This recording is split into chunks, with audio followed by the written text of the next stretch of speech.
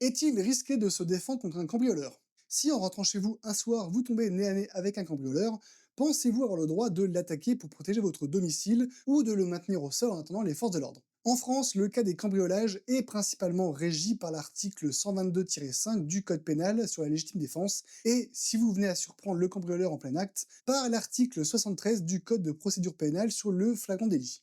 Sachant qu'en cas de cambriolage, que vous soyez chez vous ou que vous surpreniez les voleurs en rentrant, il est conseillé de vous mettre en sécurité au plus vite et d'appeler les forces de l'ordre. Si vous en avez la possibilité, tout en restant en sécurité, et bien entendu en laissant une issue de sortie, vous pouvez faire du bruit ou simuler une activité pour mettre le ou les cambrioleurs en fuite, la plupart d'entre eux ne cherchant pas la confrontation, mais ne vous mettez pas en danger pour autant.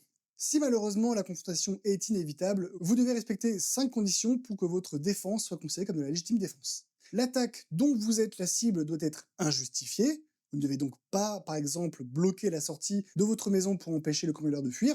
Votre défense doit se faire pour vous protéger ou protéger une autre personne. Elle doit être immédiate, nécessaire à votre protection ou celle de quelqu'un d'autre, et proportionnelle à l'agression. Vous ne pouvez pas répliquer avec un couteau si on vous attaque à main nue. La légitime défense peut être également utilisée dans la protection d'un bien sans pouvoir pour autant justifier un homicide. Si ce genre de fact-checking vous intéresse, n'hésitez pas à me partager vos sujets que je débunkerai en live sur Twitch, puis ici, et surtout faites attention à ce que vous voyez sur les réseaux sociaux.